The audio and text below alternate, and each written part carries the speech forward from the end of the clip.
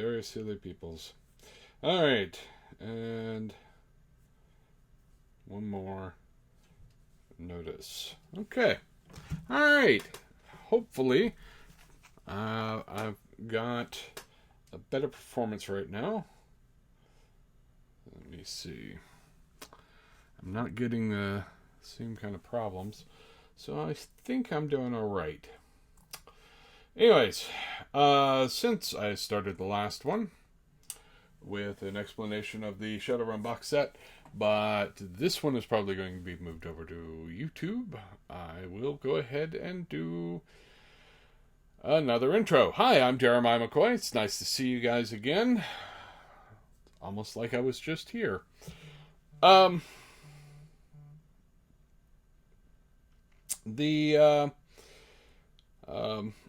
So, yes, where was I? Jeremiah McCoy, basics of the game, talking about a role-playing game. In every week I try and do a review of a new, different role-playing game book or setting or something role-playing game related. And today I'm going to be talking about the Shadowrun Beginner's Box. 6-world Beginner's Box came out as a sort of preview of the changes that are in 6th edition Shadowrun. Now, Shadowrun has been around for a long time. I got into it when it first came out. I thought it was pretty interesting. I thought it was the setting alone was worth the price of entry. The sort of cyberpunk aesthetic to the game was what drew me to it. I always a big fan of cyberpunk. William Gibson, Bruce Sterling, Neuromancer, Burning Chrome, Islands in the Net. There are a bunch of really good cyberpunk stories that I enjoyed. I liked Blade Runner, which was often cited as an inspiration, and so I was already predisposed to like a cyberpunk setting in general. Fazan came out with Shadowrun, and it was excellent. It was it breathed a lot of life into the game. I think that the world felt fully realized when it came out. Like, there were elements of that world that were just described in detail. The implications of changes. And there were changes. It's, magic enters into the world. Elves, dwarves, orcs, and trolls become sort of relatively common. And it's not somehow the world stops being the world. It is another version of our Earth, but people are people, and we run into the same problems as we did before. And so that was an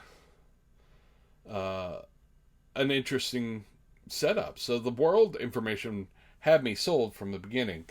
I also really dug the magic system. The idea of being able to cast whatever you wanted, but you had the understanding that there was a physical cost for casting. So, if you wanted to go big, if you wanted to start swinging for the fences because the situation was dire enough, you had a really good chance of knocking yourself out or maybe even killing yourself, depending on how badly things go. Those two elements really got me interested in the game. I played it for a very long time. There's a good 10-year period where I was playing it off and on. And then, I petered off like I do sometimes with games. I kept sort of a cursory track of Shadowrun for a long time. And then the new video game came out from Harebrained Schemes a few years ago, which was excellent. Which sort of captured a lot of the stuff about Shadowrun that I enjoyed. and you know, I actually recently started replaying my way through Shadowrun Hong Kong because I particularly enjoyed it. So yeah, that element, uh, the magic and the world kept me interested. But like I said, I sort of petered off, and after the game came out, I began to go, wait, there's, maybe I want to play this board game again, or the role playing game again.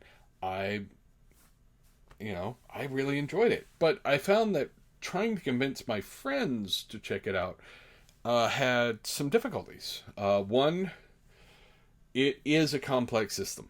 Like, by today's standards, it is super top heavy. There is a lot of modifiers, at least by 5th edition. Bunches of modifiers, lots of little fiddly bits. There's whole systems where several players will just go off and do their own thing for a while. Like, they improved decking where you had sort of a virtual AR interaction with the world so that you could hack while you're just walking around.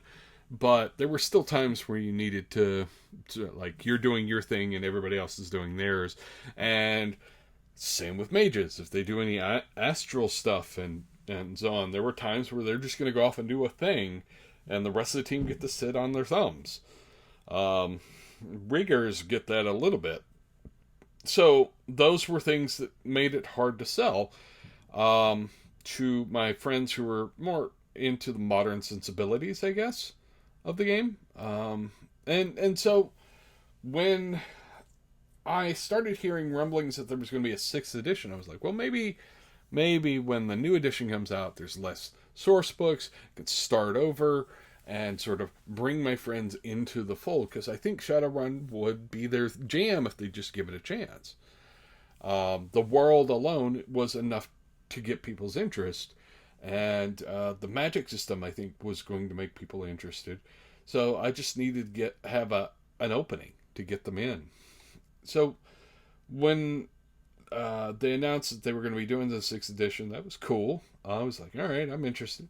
And I actually went to Gen Con with the intention of getting the new 6th edition rulebook. But by the time I got to the table, because I was running games for Kobold Press, and I sort of front-loaded my game running so that I would get as much of it done in the first couple of days as I could, and that meant that I didn't make it in to the dealer hall for a while, and I didn't pick it up. They had the special editions, but I couldn't afford the special editions. So what I did was I picked up the box set.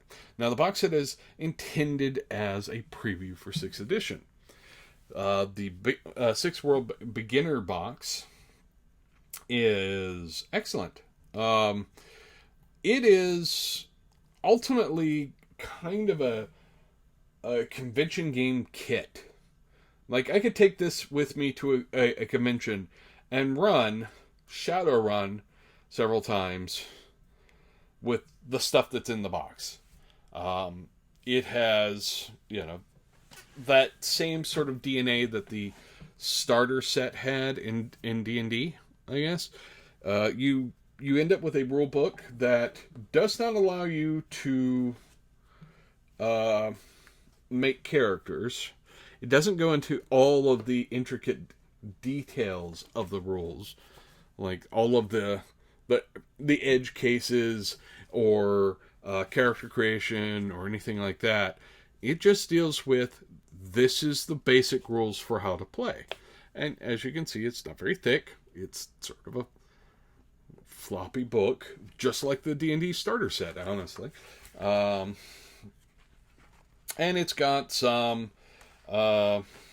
information about how magic is run, how to do skill tests, how to do rigging and decking. They're all in here. And it's a good primer for, these are the core systems of Shadowrun. If you want to make characters, you'll of course have to get the main book, but this is a good intro. This is a good sort of get your foot in the door. The other thing is the Battle Royale adventure. Now, it comes in here. This adventure, the name kind of makes you worry, because you think, well, maybe it's not an adventure. Maybe it's basically a gladiatorial thing. But that's not actually what's going on here. Without giving away any spoilers, what's going on is it tells you roughly that a valuable person ends up in a bad part of town, and a bunch of different, very dangerous locals decide they want this important person. And so you end up with several competing gangs showing up to get this person, and you just happen to be in the area. Because that's how that happens. That's how that works. You happen to be there. You're at the local Stuffer Shack, and suddenly the Stuffer Shack is surrounded by a bunch of gangs, and, you know, what you do from there is up to you. And so, yeah, it's a good little adventure. I liked it. There are also, there is a sort of fact sheet.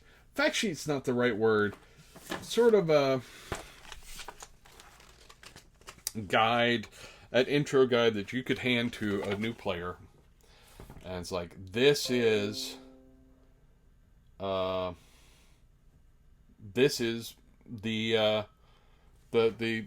world that you're going into. It's got some discussion of the themes, which is important for you to understand, because Shadowrun is not like some other things. Yeah, kind of like Purge 2. Yeah, I guess so. I hadn't thought of that, but sure. Basically, there are dangerous people, and you get to protect this person, presumably because you're Shadowrunners and you want a payday. To be clear. But, anyways, the fact sheet also gives you a list of the top 10 megacorps. So these are the big dog players in the world. So it's good to know who they are and what they're known for. And it does just that. Yes, classic Shadowrun. And it also includes 4 pre-generated NPC, pre-generated characters. So this is why I say this is the perfect convention game. This is the perfect demo game. These character sheets these are like, you get multiple pages of information. The character sheet information is in there. Along with, on the sidebars, it gives you information about the different tests and how they work. The different kind of combat you might do, and what kind of die rolls and what you're doing with them, the action economy. It gives you a breakdown on each of those on the sides of the character sheet itself. So you just hand that to them. This also comes with a background for the character, and I'm not, going to hold it so you can necessarily read it, but I just thought I'd show. It gives a background and a sample run, so you can see what happens when you're running. And it gives the storyline on one side, and this is what the die rolls were doing on the other, so you can sort of understand that. There are 4 characters that come in the box. There's a 5th character that you can download, which I find interesting. So the 4 characters, you got an elf covert ops specialist. Basically, he's the social guy. He's the face. You got a troll street samurai. Yes. Examples of play are always useful. Named Rude, because troll street sam. Of course he's rude. You've got an orc combat mage. And a dwarf decker. And they all have, their information embedded in there. There is a 5th one that you can download, that is a rigger. I don't know why. Yes, because of course. I don't know why the fifth one wasn't included in the box, except possibly to cut down on cost. They wanted to keep this as cheap as they could get it, I guess, so that people would be more likely to pick it up. They also include a very nice map of Seattle, which I won't try and show you too much, but yeah, got all of the major areas with, indications of who they are, what major places are there. On the back is the maps for the adventure as well. And so, yeah, you end up with a fairly good, compact, here's how you demo Shadowrun in one box set. It's really nice. They do make some changes in 6th edition, and this is sort of a preview of those changes, which I'm fond of the changes that they've made. They've streamlined a lot. It's still a relatively complex system by comparison to, some of the more modern RPGs. People who are like big time Fate or Dungeon World gamers will find this game remarkably complex. People who played D&D or maybe World of Darkness, not so much. Though I would say that the 5th edition D&D is a little less complex than this is. One of the things that they actually do here...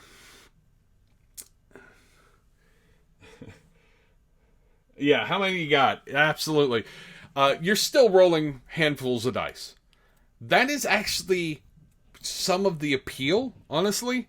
The parts that made it weird is because in previous editions is, well, you roll this many dice, but you only count this many dice, and these dice can explode, and then you have these modifiers added in, and these modifiers added in, and those modifiers added in, and it became really kind of cumbersome to run sometimes.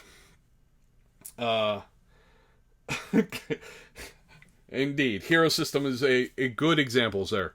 But the actual rolling a handful of dice and counting up your successes is satisfying. It's a roll and keep system.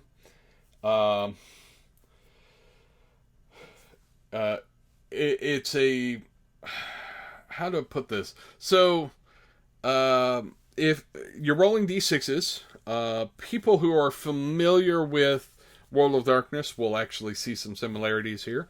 You're rolling d6s, you get a success on a 5 or 6. Everything else is not a success. This was so similar, in fact, a lot of the old White Wolf people, when Vampire first came out, actually worried that they would get sued by FASA. Because it was a very similar roll and keep system. Now, there are some differences these days. You're rolling the d6s here and keeping the 5s and 6s. 1s, if you get more 1s, then you have... if you get more than half of your die rolls as 1s, it's a glitch. Even if you succeed, if you get enough successes to succeed, something bad happens. That is what a glitch means. They got rid of a lot of the modifiers in the previous edition that they had in the previous editions, and they've made the game sort of abstract out some of that. So you have a concept called edge. Every turn, you are pretty much gaining edge. So you gain edge for if your attack rating is higher than your target's defense rating. You gain edge. If you have night vision and they don't, you gain edge. If you're in a higher position and than them, you may gain edge. You can't gain more than a couple of edge a turn, and you can't have more than 7 edge banked up. But you're probably not going to bank 7 edge. You're probably going to spend it every turn. So it's a bit like Fate's Fate points a little bit. There's an economy of, oh, I've got this, I'm going to spend it to get this, and I'll get it back next turn. And there's an economy with Edge where it reflects basically all of those modifiers that you had that made your die rolls a little bit better or worse depending on what's going on. They just sort of got rid of a lot of the modifiers and said that's part of Edge. And the one of the examples is previously armor would soak damage. Like you would add your armor to your body rating to roll to soak the damage that you're taking in. They don't do that anymore. Your armor actually forms your actual defense rating. It affects your defense rating, pure and simple.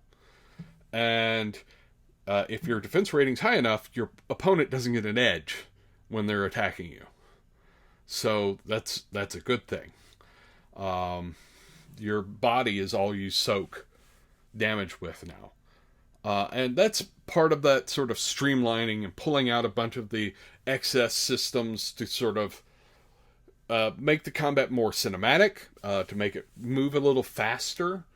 I'm liking the changes here. That edge system applies to things outside combat. You can use it in social situations, and they give you some guidelines on how it affects the social situations. You can do it for, matrix challenges. You can use it for a lot of things. It's just combat is the easiest one to describe. And it really just boils down to, do you have an advantage over the thing you're trying to do? Do you have something that makes it more likely that you will succeed? If you do, you have edge. Now, what do you use edge for? Because you get the edge, but I haven't described how you use it. So it has different expenditures depending on what you want to do. 4 edge. You can spend 4 edge to reroll all of your failures on a dice pool. So if you're like, say you roll 12 dice and you only got 3 successes, and this is a big hit on a big target, and you want to do a little bit better, you spend that 4 edge and you reroll everything that you missed with. That's huge. That's a big thing that you get. Now, on the other end of things, if you if you want to only spend a little bit, if you only have a little bit left, you can do things like, here's a good one. If you spend a couple of edge, you can turn a 4, which is not a success, to a 5. You can increase a die roll by 1 by spending 2 edge. Which also means that you can get rid of, possibly get rid of a glitch by spending 2 edge to say, no, that one is a 2. So I'm not going to get a glitch right now. You can only do 1 edge thing per round. So that's why it gives you that sort of limiting factor to what you can do to edge. But the way the system works, it's just a constant, all right, I'm going to spend the edge to get this, and on the next turn I'll get edge back because I've got this, and it just keeps rolling. And that's makes the encounters, the skill challenges, the combat a lot more dynamic, and it's all about finding what advantage you can get, what your edge is. And that's described in the box set here pretty nicely. Now, like I said before, it does not have character creation. If you want that, you got to get the main book. And the book, the box set, yeah, it does. It is pretty scrappy and interesting. I thought I tried it out at Gen Con, and I was like, actually, this is pretty nice. It's pretty. It's a back and forth, like any good system should be. Um, the the box set, kind of like the box set for D&D, like the starter set for D&D, is sort of designed to give you enough of a taste that you want to keep playing, and then tell you to go buy the books. This is very much like this. It gives you a taste of what the system's like, and says, you like this, right? Go get the books. Because you want the books for all of the things like character advancement, character creation, some of the weird, wacky things that come with magic. Like, they do have in the main rule book rules for, leveling up your magic, so you can have, like, permanent spell effects and things like that. It doesn't have any, monsters. Like, it has the opponents that are in the adventure. But Shadowrun's got monsters. It's got dragons. It's got basilisks. It's got, vampires and ghouls and a bunch of, terrible things. They're not in here. So this is good for running the adventure, and maybe a little bit more. Like, you can repurpose some of the stuff in here, and you can run a little bit further. It gives you some information about Seattle, so you could maybe do some more. But if you want to run an actual campaign, you're going to want the book. I'm excited about the changes that they've made with Shadowrun. I'm looking forward to seeing what comes next. I picked up a couple of the supplements, and I'm probably going to review the supplements. I've got the Nearchus Street Encyclopedia, which is basically an encyclopedia of what Shadowrun is in 2080. That's one thing. In Shadowrun, they have always advanced the timeline. 2050 is what it was when it started. Now, it's 2080. And a bunch of stuff happened. And they give you a timeline in the box set of these are things that happened over the past almost century. And the keep getting notifications, and I'm not sure what about. Anyways, so they give you a breakdown of what happened. If you've not played Shadowrun in a couple of decades, there are some things that you probably want to catch up on. Like, technomancers are a thing now. Adepts have become a lot more mainstream. They are not as new, like the new hotness. They're just fairly typical now. There was a whole thing where recorded personalities fractured as AIs and caused terrible issues with people around the world. There was a second crash of the Matrix. New diseases came out. All kinds. I've got some of the 4th edition stuff, but yeah, lots of things happened over time, and they've advanced the timeline. And so I think that might be a daunting thing for people who have never played.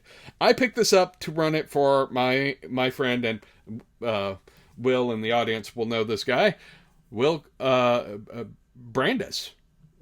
Brandis Stoddard has not played Shadowrun, so I picked up the demo box as much as anything to run the game for somebody who had never played before. But all of that lore can be daunting. It would be like, let's go play a Lord of the Rings game, but you've never read the books.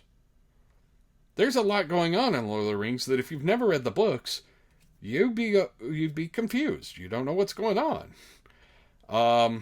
Shadowrun's like that. So I think that's one thing that they maybe could do better at communicating.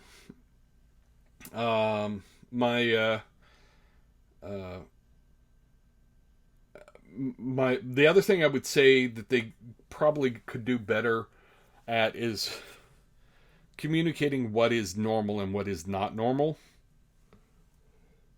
in a Shadowrun adventure. Things that are fairly typical, and that's not going to be in the box. That's a thing that should be in the book, to be fair. The box isn't intended for this. This is just me sort of wandering off into the Shadowrun world in general. Shadowrun, there are some tropes that are in Shadowrun that you expect. Betrayal. You will be betrayed by somebody along the way. Yes, I know you're shocked. Betrayal is going to happen. It is part of the theme. Another thing, yeah, this isn't superheroes. You are not superheroes. The world is every bit as terrible as the world we live in, to a certain extent. And you as Shadowrunners, have edges on the rest of society as far as dealing with that. But the guys in charge of the corporations ultimately almost always win. Like, even when you have a win and you give them sort of a loss, there's always another one to step in. It's a never-ending, never-won battle. You can have your small victories, but the world is kind of dark. It is not a superhero game. I think that another thing that is sort of, it is mentioned in sort of the write-up here, and I think, yeah, some manage to run out. No one wins against the sprawl. Some just manage to run out, and that's very much a theme in the setting. I think campaigns, if you're running a campaign and you have a set end, giving the heroes some sort of win at the end is fine, but you don't want them constantly getting the better of the corporations, because then you're losing that sort of theme of you're rebelling against impossible odds is a thing. Another thing that is brought up, and they do talk about it in the box set a little bit, and I'll expand on it. Style. If you're going to do a thing, do it with style. Shadowrun is, and Cyberpunk to a certain extent as well, you kind of want to look awesome doing everything you do. Watch, if you've ever watched John Wick movies, which are amazing, and I absolutely advocate that as something to add to your fodder. There's a certain stylishness to that violence.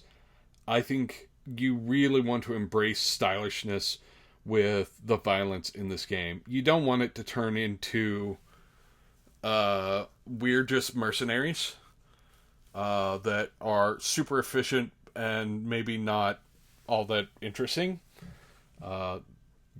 Be interesting. Be stylish. Wear the nice suit. Do the amazing flying through the air to attack the robot. Gun sommelier, basically. Shadowrun scene. It is absolutely a Shadowrun scene. Preparation is absolutely a thing in Shadowrun. Prepping for the run is as much fun, to a certain extent, as the run itself. When you're in the run, it will go wrong. It'll absolutely go wrong. You will either be betrayed, or the bad guys will have a thing that you didn't know about. There's always something that goes wrong. It's how you deal with it going wrong that makes you awesome. Like, something went wrong, and we adapted. We rolled with it. We came up with a new solution on the fly. It is not. My friend CJ, who was talking about running a Shadowrun game, was talking more Ocean's 11, right? Ocean's 11, all of your preparation works. Yes, there's some betrayal, but you've already factored in that betrayal. And all your preparation always works.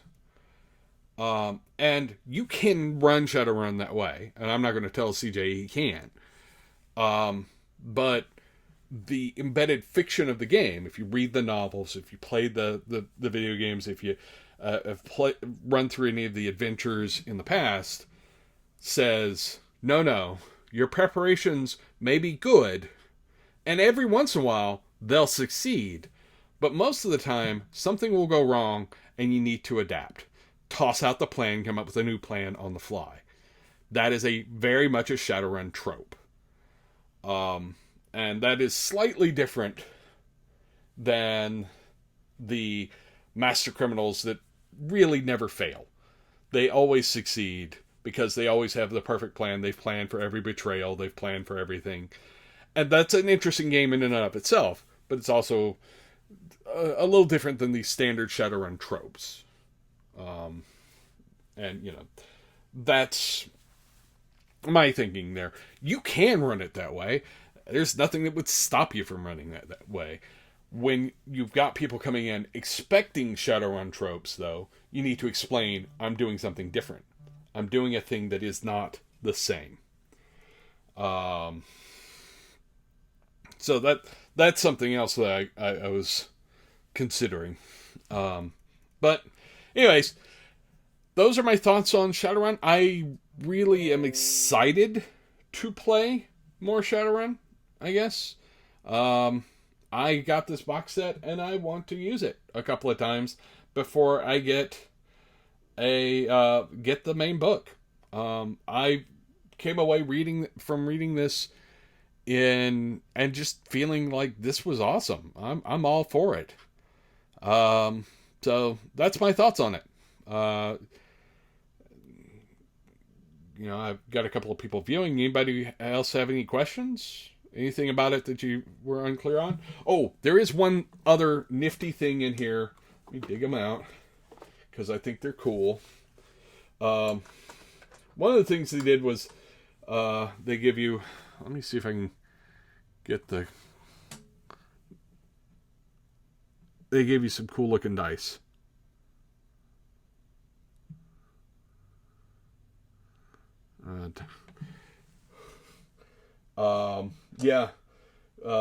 They gave some cool looking dice. They also gave you some cards that you can hand out that are item cards. And the item cards, they call them tool cards. And the tool cards also include the details on spells that you can cast.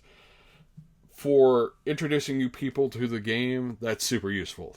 I wouldn't mind seeing that. They've got cool dice. I also did pick up, and I put them in here. I haven't actually, because they have edge tokens. And I picked up a pack of dice and edge tokens. So, little Shadowrun symbol on there. And I could talk Shadowrun all night, but I'm not going to, because that probably would be a mistake, and I have to work tomorrow. But the edge tokens were nice. I picked those up as an extra. They're not in the box, to be clear. They came as a separate thing that you can buy. So I got more dice and the edge tokens because I wanted them. Any questions? Codis, what do you think?